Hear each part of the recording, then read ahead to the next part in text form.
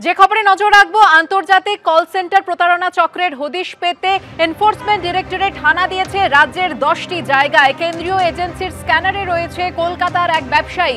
ইডির তরফে যেমনটা দাবি করা হয়েছে যে কলকাতায় বসে বিভিন্ন দেশের নাগরিকদের সফটওয়্যার পরিষেবা দেওয়ার নামে প্রতারণা করত এই চক্র। সরাসরি চলে যাব সেক্টর 5-এ। আমাদের প্রতিনিধি প্রকাশ সিনহা রয়েছেন আমাদের সঙ্গে। প্রকাশ, ইডি সূত্রে কি জানতে পারছো? কোথায় কোথায় এই হানা দিয়েছে এনফোর্সমেন্ট ডিরেক্টরেট?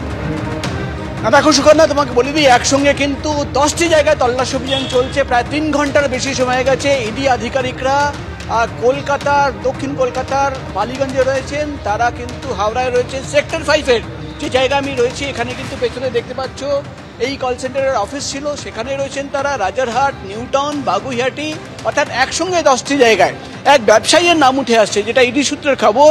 ব্যবসায়ীর নাম রাজেশ গোয়েঙ্কা। তার বাড়িতেও কিন্তু ইডি আধিকারিক রয়েছেন। এবং কি নিয়ে তল্লাশি?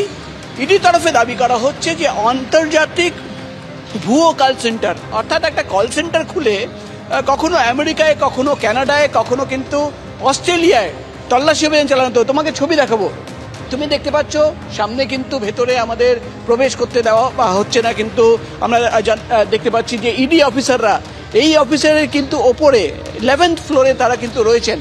এবং তোমাকে বলে দিই যে ভুয়ো কল সেন্টার খুলে কখনো আমেরিকা, কখনো কানাডা, কখনো অস্ট্রেলিয়ায় ফোন করা হতো এবং সেখানকার নাগরিকদের বলা হতো যে সার্ভিস প্রোভাইড করা হবে, এবং এই বলে কিন্তু কোটি কোটি টাকা প্রতারণা করা হয়েছে। এবং শুধু প্রতারণা করা হয়নি, সেই কোটি কোটি টাকা এখন পর্যন্ত যে হিসেব ইডির তরফে পাওয়া যাচ্ছে যে 25 থেকে 30 কোটি টাকা বিদেশি নাগরিকদের কাছ থেকে নেওয়া হয়েছে। এবং সেই টাকা পাচার করার জন্য কোনো হাওয়ালা র্যাকেটের ব্যবহার করা হয়নি। ইডির তরফে দাবি করা হচ্ছে যে ক্রিপ্টো কারেন্সির মাধ্যমে সেই টাকা কিন্তু পাচার করেছে এই কল সেন্টার এবং কল সেন্টারের যারা কর্ণধাররা রয়েছেন। এবং এই তথ্য, এই সূত্র ধরেই কিন্তু গত কয়েক মাস ধরে তারা অনুসন্ধান চালাচ্ছিলেন। এবং তারা জানতে পারেন যে শুধুমাত্র এই কল সেন্টার এই সেক্টর 5-এ নয়, বাঙ্গুর এলাকায় একটা কল সেন্টার ছিল, সেখানেও খোলা হয়েছিল। তপসিয়া এলাকায় একটা কল সেন্টার খোলা হয়েছিল।